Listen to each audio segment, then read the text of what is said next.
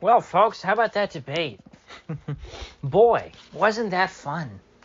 I have to say, I was somewhat impressed with how it went. I'm so used to these things being just total shit shows that even though that was terrible and not very fun to watch, um, it was, I guess, surprisingly civil if you don't count the moderators.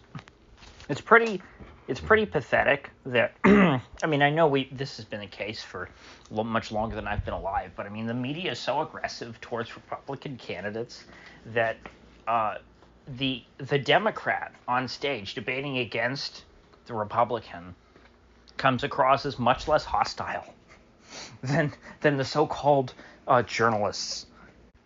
I know that when you had the Trump-Harris debate that is, including myself, this is particularly bad even by media standards. It was like Candy Crowley 2012 levels of bad. I don't know. Maybe it's because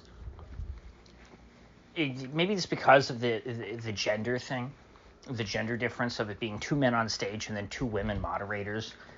The dynamic to me felt off from the beginning, and the women were just so nasty. I found it very distracting. They were very condescending and did not come across well at all. They came across like David Muir and the woman in that debate, the ABC debate between Trump and Harris. David Muir came across as totally against Trump. He came across as a guy who was out to get Trump. But he did it like dispassionately, if that makes sense. It just seemed like tonally he was disinterested, but all of the words that were coming out of David Muir's mouth were attacks on Trump in some form or another. This Margaret woman, what's her name? Not Margaret Atwood.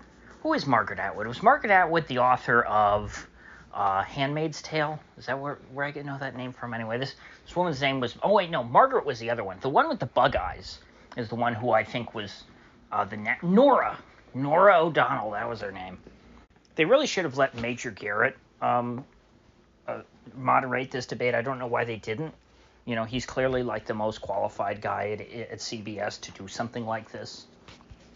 But maybe they were worried he would be too fair, and they wanted someone nasty. They wanted a nasty woman certified, like Nora O'Donnell, to prosecute this debate.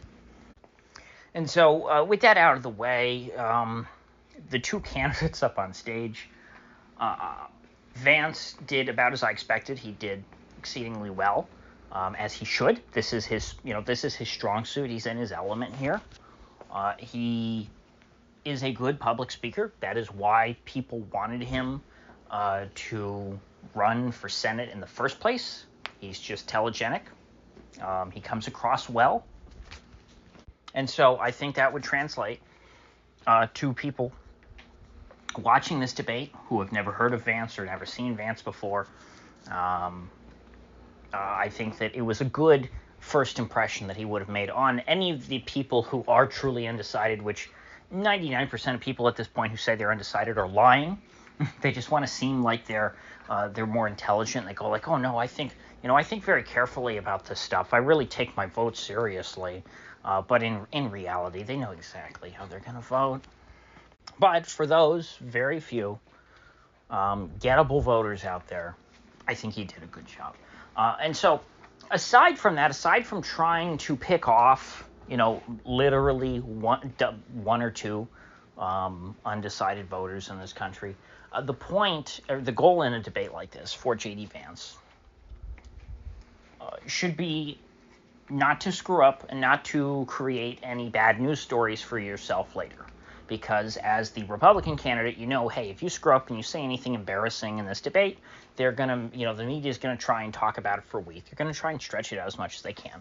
Whereas if you're Tim Walz, they're going to cover for you for the most part. Even if you really, really badly screw up, they're going to try and ignore it. So it's less of a risk for him, but it could still catch on, on social media if you're a Tim Walz type. If you're a Democrat and you make some really dumb comments, like saying that you are friends with school shooters, that just sounds stupid. Obviously, he misspoke. Obviously, I don't think he really meant that he is friends with any school shooters, but he did say those words, and it does sound very funny when you play it.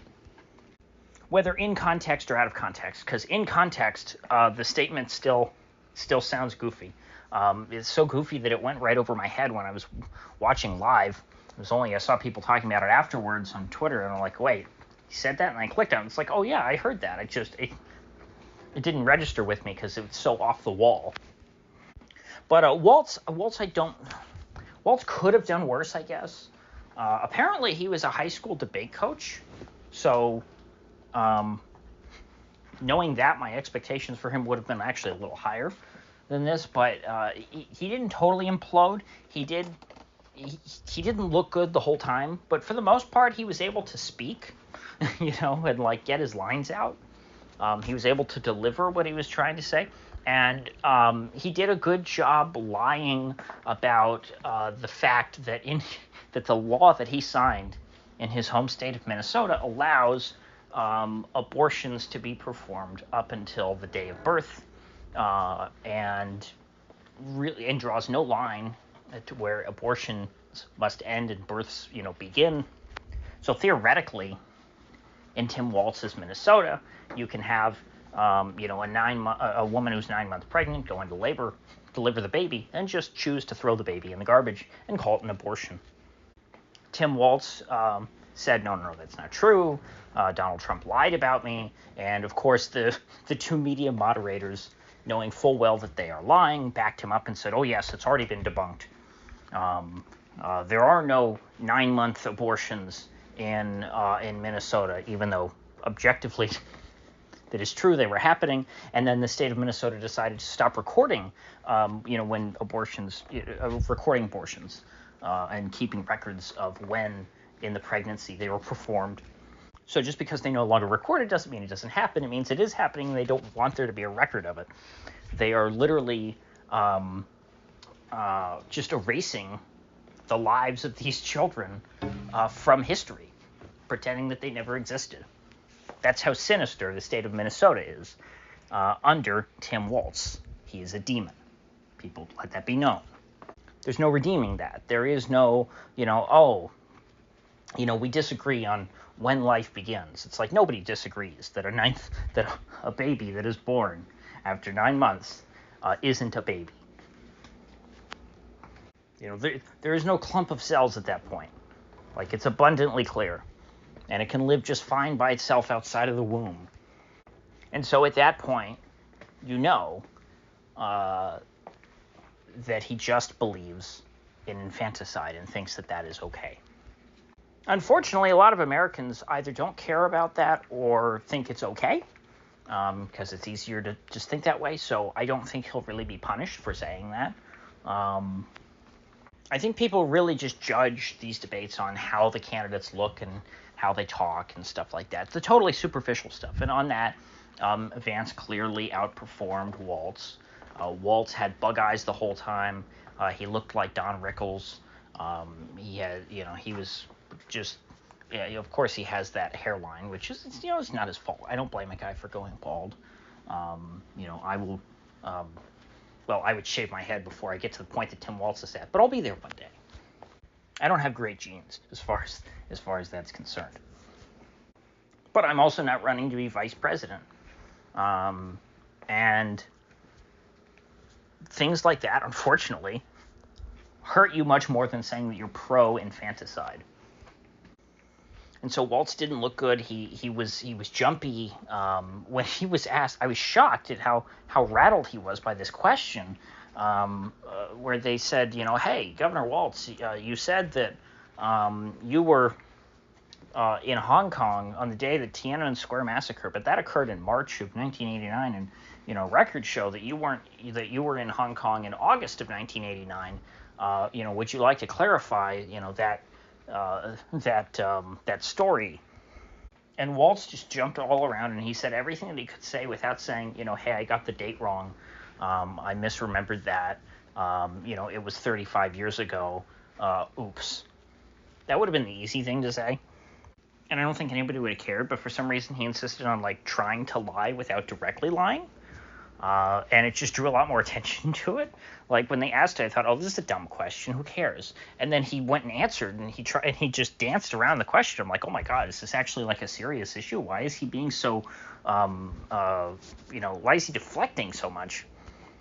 Now Vance went a little lighter. He did not fight as much. He wasn't as aggressive as, let's say, I would have been.